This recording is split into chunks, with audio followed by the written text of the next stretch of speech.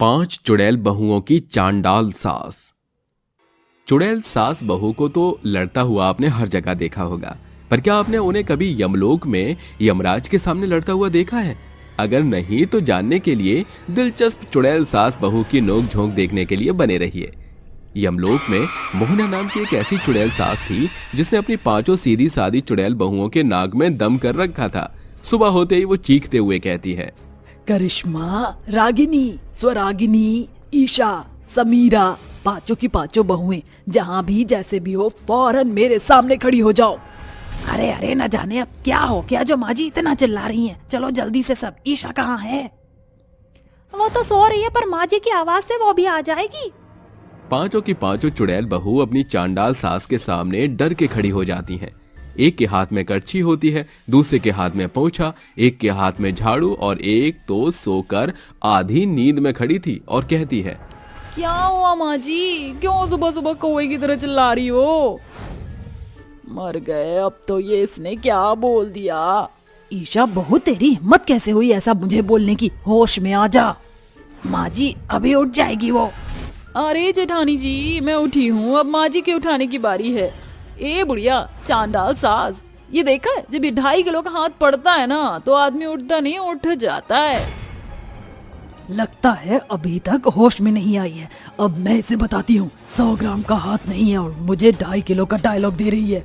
चुटकी बजाते ही चांडाल सास के हाथ में एक पानी का जग आता है, जिसे ईशा बहू के मुंह पर मारती है और चारों बहू दूर से कांप जाती हैं। किसने मारा? किसने मारा पानी मुझे?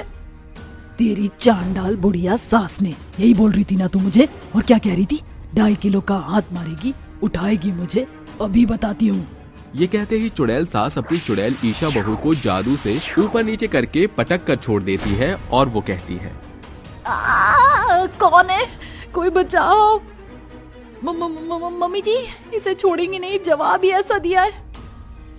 माँ जी, अब मेरे साथ ये सब क्यों कर रही हैं? क्यों?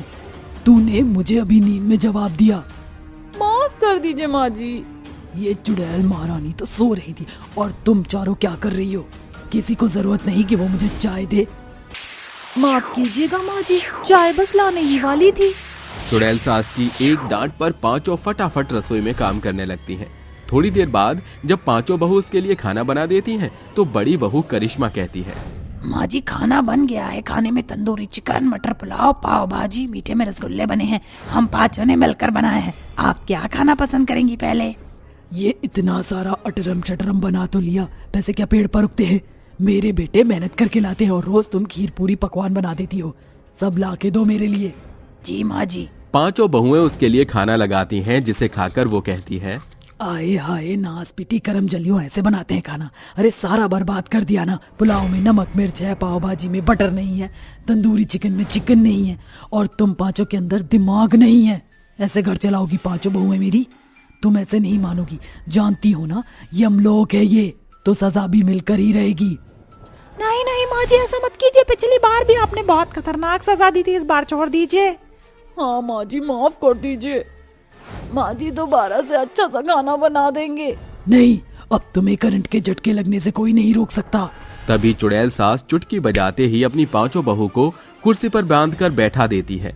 उनके पैरों के नीचे पानी था, जिसके बाद चुड़ैल सास अपने हाथ में तार लिए पानी में उस तार को डालती है, जिससे 5 बहू में थर थर बिजली के झटके पे झटके खाने लगती हैं। इतने में बहुओं की हालत बद से बदतर हो जाती है, जिसके बाद सास सब कुछ पहले जैसा कर देती है और कहती है, उम्मीद है तुम्हें बिजली के झटके अच्छे से लगे होंगे।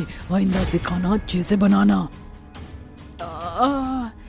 मर गए रे। अरे ये कैसी सास पल्ले पड़ गई? इतनी खतरनाक तो धरती वाली सास भी नहीं होती जितनी हमारी यमलोक वाली चांडाल सास है। जरा बालों का हाल तो देखो। अभी कैरेटिन करवाया था बालों में, माँ जी ने सब खराब कर दिया। क्या हालत कर दी है माँ जी ने हमारी। रंट लगा रंट लगा रंट लगा रे, माँ जी ने मारा तो हम सबको करंट लगा रे। इसको ज्यादा तेज का करंट लग गया, बेचारी। 5 को जादू से मुक्त कर सास सोने चली जाती है। अगले दिन 5 चुड़ैल बहुएं शॉपिंग करके आती हैं तो अपनी साड़ी दिखाती हैं। माँ जी देखिए, मैं कांजीवरम की साड़ी लाई हूँ। और माँ जी मेरी बनारसी। माँ जी कढ़ाई वाली साड़ी देखिए। माँ जी मैं तो ये नेकलेस और पीले रंग की साड़ी लाई हूँ। और माँ जी ये मेरी साड़ियाँ लाल कलर की। मतलब तुम अपने अपने लिए साड़ी लाई हो, मेरे लिए नहीं। जानती हो उसका खामियाजा कितना भुगतना पड़ेगा। मैंने कहा था ना माँ जी के लिए साड़ियाँ ले लो, वरना वो हमारे साथ अब की बार पता नहीं क्या करेंगी। पाँचों की पाँचों अपनी साड़ी यहाँ रख दो, मैं लूंगी उन्हें। अरे माँ जी ओके लगा तो हम आपको भूल गए। ये देखिए आपके लिए बहुत सुंदर सुंदर साड़ी लाए हैं। अरे वाह, ये तो बहुत अच्छी है, इसे तुम ही ले लो, मैं तो तुम्हारी साड़ियाँ ही लूंगी। ऐसा कहकर मोहना चुड़ैल सास उनकी साड़ी ले जाती है। कुछ देर बाद पांचों बहुएं घर की सफाई कर रही थीं कि गीले फर्श पर सास गिर जाती है और वो चिल्लाते हुए कहती है, अरे मोरी मैया, अरे मार डाला रे, फोड़ डाला, तोड़ डाला मेरे बम को। नास पीटियों, करम जलियों, बेशर्मों, ऐसे सफाई करते हैं? एक पोछा लगाना नहीं आता तुम्हें? मारना चाहती हो ना मुझे? मुझसे आजाद होना है तुम्हें? अब तुम देखना, इसी यमलोक के नरलोक की कढ़ाई में मैं तुम्हें भून कर ही रहूंगी। जादू से चुड़ैल सास हवा में उठ जाती है और अपनी बहुओं को शक्तियों से जकड़कर नरक लोक ले जाती है और लहराते हुए ज्वालामुखी के पास लाकर कहती है, अब तुम इसमें जाओगी। माँ जी हमें छोड़ दीजिए, ऐसा मत कीजिए माँ जी। माँ जी मैंने पोछा लगाया था, मेरे गलती की सजा आप बाकियों को मत दीजिए, माफ कर दीजिए माँ जी, उन्हें छोड़ दीजिए। नहीं माँ जी, आप हमें भी सजा दीजिए। चलो तुम सबको एक साथ ही सजा दूंगी, एक ही ताली के चिट्टी बट्टी हो गई हो। वो उन्हें उभरते हुए ज्वालामुखी में डालने ही वाली होती है कि यमराज आकर कहता है, मोहना क्या कर रही हो तुम? बहुओं को उबलते हुए ज्वालामुखी में डालने जा रही हो। जानती हो ना क्या असर होगा इसका? अपनों से हमेशा के लिए दूर हो जाओगी। ऐसी चांडाल सास क्यों बनी हुई हो तुम? यमराज जी, आप नहीं जानते, मेरी 5 बहुएं बिगड़ चुकी हैं।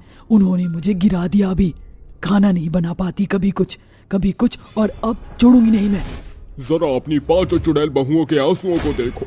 5 तुम्हारा सिर झुकाकर कहना मानती हैं, पर तुम उनके साथ क्या करती हो सब पता है मुझे। मैंने जादुई दर्पण में तुम्हारी सारी हरकतें देखी हैं। तुम कितनी क्रूरता से अपनी बहुओं के साथ रहती हो। वो तुम्हें अपनी माँ मानती हैं, कभी तुमने उन्हें बेटी समझकर प्यार किया है? जरा अपने दिल से पूछो, कुछ नहीं तो ये देख लो। यमराज ऐसा बोलकर उसे जादुई दर्पण में झलक दिखाता है कि एक बहू उसके सोते समय कंबल उड़ा रही है, दूसरा उसका पैर दबा रही है, तीसरे के हाथ जलने पर भी खाना बना रही है, चौथी और पांचवी उसकी डांट सुनकर ही कमरे में रोया करती थी। देखा अपनी आंखों से सब? बहुओं, तुम्हें मेरी वजह से क्या क्या नहीं सहना पड़ा है। सच में आज तो आपने मेरी आंखें खोल दी, वरना मैं जाने गुस्से में क्या कर बैठती। मुझे माफ कर दो मेरी चुड़ैल बहुओं। अब से तुम्हारी सास तुम्हें माँ बनकर अपनी बेटियों पर प्यार करेगी। सब एक साथ खुश रहेंगे। इसका मतलब माँ जी आप चांडाल सास की जॉब छोड़ देंगी अब? हाँ बिल्कुल।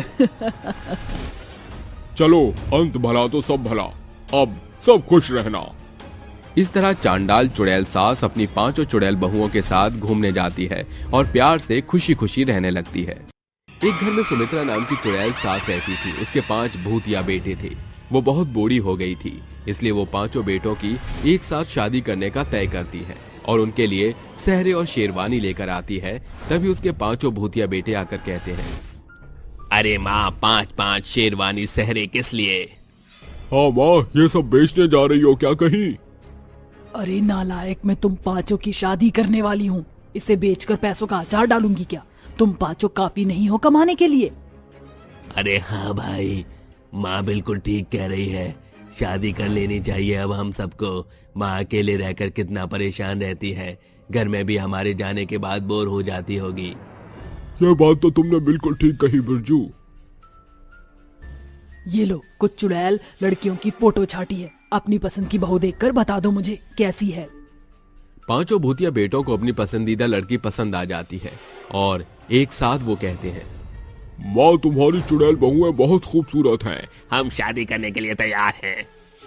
ये कहते ही सुमित्रा चुड़ैल चैन की सांस लेकर कुछ ही दिनों में अपने 5 भूतिया बेटों की शादी उन 5 चुड़ैल से करवा देती है, जिसकी 5 बहुएं एक थाली में 5 अलग अलग सब्जी के बराबर थीं, जिनका एक दूसरे से स्वाद अलग था। चुड़ैल सुमित्रा 5 का एक साथ गृह प्रवेश कराती है। अगले दिन सास अपनी 5 बहुओं से कहती है, अब तुम पांचों आ गई हो तो मुझे किसी चीज की चिंता नहीं। तुम पांचों को मिलकर ये घर संभालना और रसोई में एक साथ काम करना है। लेकिन ये रसोई एक है, इसलिए अच्छे से रसोई को संभालना। तो तुम पांचों अपनी पहली रसोई में क्या बनाओगी? माँ जी, वो हम सब ने सोचा नहीं है, पर हम कुछ ही देर में बातचीत करके आपको बता देंगे। ठीक है। ऐसा कहकर पांचों चुड़ैल नई बहुएं रसोई में आकर कहती हैं, देखो, मैं तुम सबकी जेठानी हूँ मोहिनी, तो मैं पहली रसोई में गाजर का हलवा बनाऊंगी। तुम लड़ोगी इसलिए मैं पहले ही बता रही हूँ। पर गाजर का हलवा बनाना तो मैंने सोचा था। तुम चारों अपना अपना अलग सोच लो ताकि पांचों अलग बने, किसी का एक जैसा ना मिले। ठीक है, तो मैं खीर बनाऊंगी। और मैं रसमलाई बनाऊंगी। मैं काले गुलाब जामुन बनाऊंगी। मैं तो घर की सबसे छोटी बहू हूँ, इसलिए कचौड़ियाँ बनाऊंगी। आप सब तो मीठा बना रही हैं। ठीक है, तो सब अपने अपने खाने की तैयारी शुरू कर दो। पांचों चुड़ैल बहुएं अपना अपना खाना बनाना शुरू कर देती हैं। बड़ी बहू गाजर को घिसती है, दूसरी चावल बीन रही थी, तीसरी गैस पर दूध चढ़ा रखी थी, चौथी भी वही कर रही थी और पांचवी गैस पर दाल भून रही थी। तभी मोहिनी गुंजा का दूध का पतीला हटाकर अपनी कढ़ाई रख लेती है। ये देखकर गुंजा कहती है, जेठानी जी, आप ये क्या कर रही हैं? मैंने गुलाब जामुन के लिए दूध को गर्म किया है, आप ऐसे कैसे मेरा पतीला हटा रही हैं? दिखाई नहीं देता आपको? मेरी पहली रसोई है, सबसे छोटी वाली का हटा दीजिए। अरे तो पहली रसोई मेरी भी है, मैं कहाँ बनाऊं? तुम तीनों तो तीनों बर्नर को घेर कर बैठ गई। मैं क्यों हटाऊं? मेरी भी पहली रसोई है। मुझे माँ जी को कचौड़ियाँ बनाकर खिलानी है, दाल ना भूनूं। तभी ध्रुवी अपना चावल का कुकर रखकर कहती है, चलो शौरवी, तुम अपना पतीला हटाओ, अब मुझे माँ जी के लिए पहली रसोई में खीर बनानी है। अरे मैं क्यों हटाऊं? मेरी भी तो पहली रसोई है, आप ही हटा लो। ऐसे करके पांचों चुड़ैल बहुएं उस गैस पर अपना खाना पकाने के लिए लड़ने भिड़ने लगती हैं। उनकी आवाज सुनकर चुड़ैल सास कहती है, ये सब मैं क्या देख रही हूँ? तुम पांचों तो ऐसे लड़ रही हो जैसे पानीपत का यहाँ युद्ध चल रहा हो। अरे तुम पांचों ने खाना नहीं बनाया क्या? माँ जी, कैसे खाना बनेगा? ये चारों तो मुझे बनाने ही नहीं दे रही हैं। माँ जी, जेठानी जी ने मेरा पतीला गैस से हटा दिया, और माँ जी मुझे भी वो बनाने नहीं दे रही है। यहाँ पर बर्नर 3 है और 5 बहुएं एक साथ खाना कैसे बनाएंगी? तो क्या अब तुम पांचों बहुओं के लिए मैं 5 गैस लाकर तो नहीं रख सकती? एक रसोई का मतलब है मिलजुल कर एक साथ काम करना।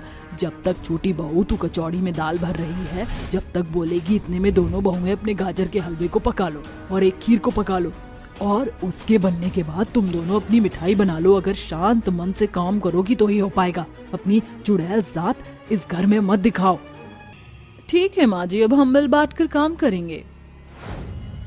ओहो, इन्होंने तो पहले दिन ही पहली रसोई में करामात कर दी, ना जाने आगे क्या गुल खिलाएंगी। तभी पांचों चुड़ैल बहुएं मिल बांटकर सूझबूझ से अपनी पहली रसोई का खाना बनाकर सास को खिलाती है, जिसे खाकर वो कहती है, आहा बड़ी बहू, तूने बहुत अच्छा गाजर का हलवा बनाया है, और छोटी बहू तेरी खीर भी बहुत अच्छी है, और तुम तीनों ने भी बहुत अच्छा बनाया, और डार्लिंग बहू इन सब ने मीठा बनाया, पर तूने नमकीन बनाकर मेरा दिल खुश कर दिया। इसी बात पर तुम पांचों को ये सोने का हार। चुटकी बजाते ही चुड़ैल सास अपनी पांचों बहू को सोने का हार पहना देती है। ये देखकर वो कहती है, अरे वाह माँ जी, शुक्रिया शुक्रिया माँ जी, ये हार बहुत अच्छा है। अच्छा बहू, मेरे कपड़े धो देना और बाकी काम भी कर लेना आपस में। जी माँ जी। तभी पांचों बहू अपनी सास के कपड़े धोने के लिए एक दूसरे से छीनने लगती है। अरे ये मैं धोऊंगी, माँ जी की साड़ी आप क्यों आंख कर रही हो? तुम्हें करने की कोई जरूरत नहीं है, मैं कर लूंगी, मुझे अच्छे से आता है, तुम जाकर कोई और काम कर लो। तभी छोटी बहू छीन कर कहती है, अरे आप सब जाओ, मैं कर लूंगी, आप कोई और काम कर लो। अरे मैं धोऊंगी माँ जी की साड़ी। पांचों लड़ने लगती हैं और अपनी सास की साड़ी को खींचते हुए गिर पड़ती हैं। ये देखकर सुमित्रा अपने सिर पर हाथ रखकर कहती है, हे भगवान, एक लंगड़ों, एक काड़ी में, एक लिसियानी, अरे किस किस ने संभालूं? क्या सोचा था 5 बहू मेरा काम आसान कर देंगी, लेकिन इन्होंने तो काम बिगाड़ दिया। और अरे ये तुम पांचों ने मेरी साड़ी का क्या सत्यानाश मारा है, ऐसे काम करते हैं क्या? माँ जी, जेठानी जी और देवरानी जी हमें करने ही नहीं दे रही, तो यही होगा ना। अरे तुम्हें सुबह सुबह इतने प्यार से समझाया था कि एक साथ एक ही काम मत किया करो, घर में बहुत काम है, एक बर्तन मांज लो, एक झाड़ू लगा लो, एक पोछा लगा लो, एक खाना बना लो, पर नहीं, तुम्हें लड़ना है। माँ जी हमें माफ कर दीजिए, हम सब आपको दोबारा शिकायत का मौका नहीं देंगे।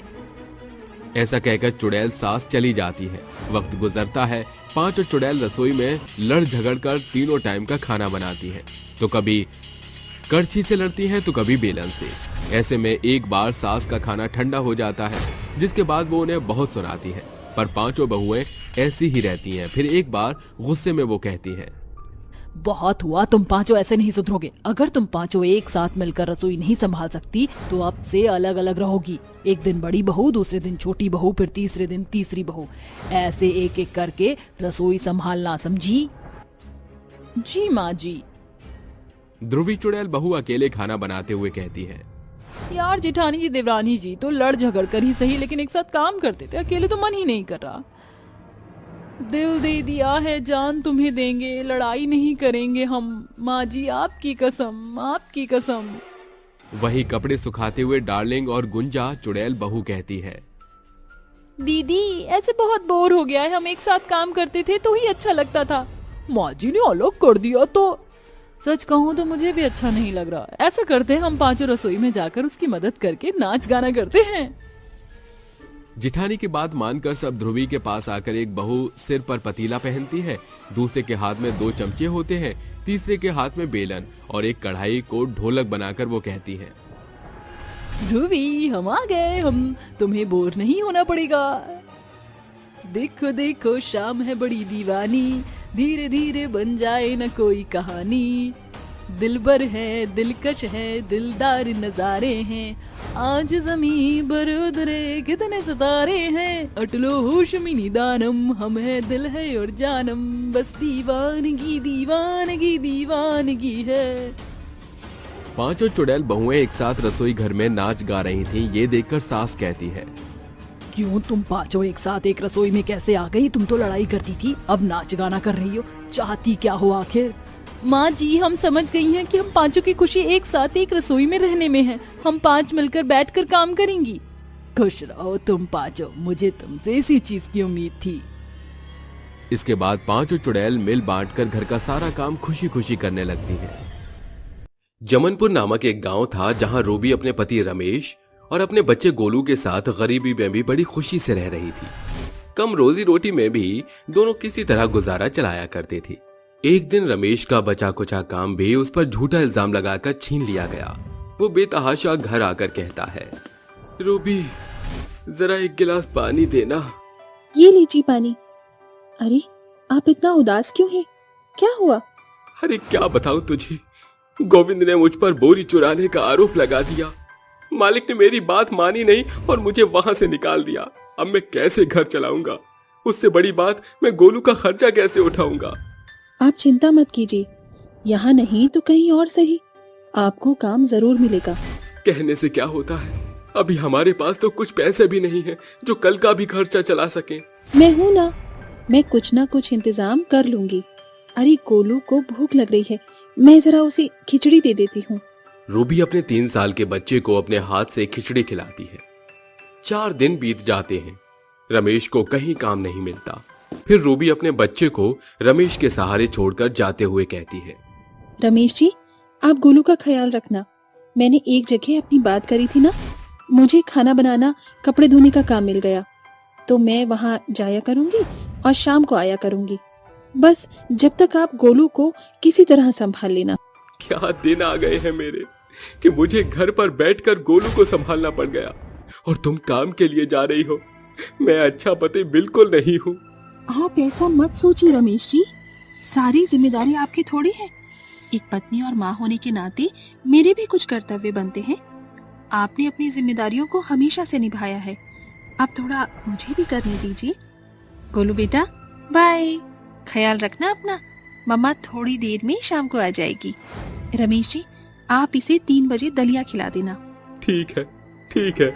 ये बोलकर रूबी घर से निकल जाती है और अपने काम पर पहुंच जाती है, जहां वो पहले साफ सफाई करती है, फिर खाना बनाती है और कपड़े धोने के बाद उन्हें इस्त्री करके शाम का खाना बनाकर निकल जाती है। तभी उसकी मालकिन लता कहती है, रूबी तुमने बहुत अच्छा काम किया, पहले दिन ही तुमने सारा काम फटाफट कर दिया। ये लो तुम्हारी पहले दिन की कमाई। शुक्रिया मेम साहब, पर ये तो बहुत सारे हैं। जो भी है रख लो, तुम्हारी मेहनत के हैं। रूबी मालकिन को फिर से शुक्रिया करके निकल जाती है और खुश होकर कहती है, इतने पैसों से तो गोलू के नए कपड़े ले आऊंगी और महीने भर का घर का राशन चल जाएगा। रमेश जी तो बहुत खुश हो जाएंगे।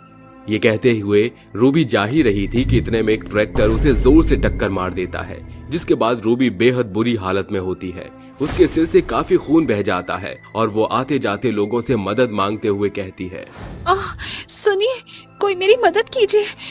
मुझे मेरे बच्चे और पति के पास जाना है, मुझे उनके पास ले चलिए। भाई साहब, दीदी, कोई मेरी मदद करो, मुझे मेरे घर तक ले चलो।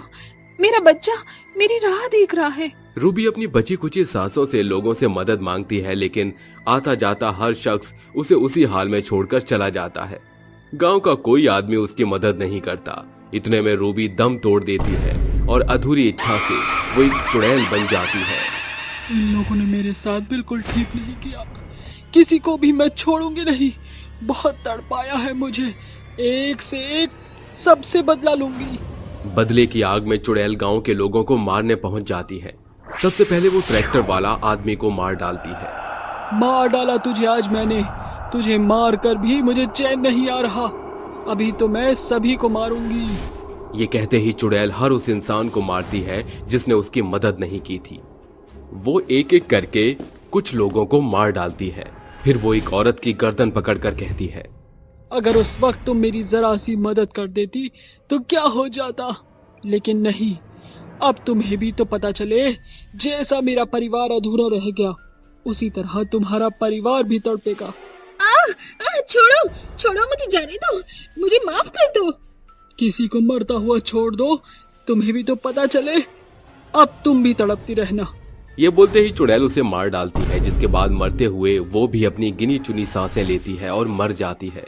चुड़ैल और भी लोगों को मार देती है। बड़ी तेजी से गांव के सभी लोग गायब होते जा रहे हैं।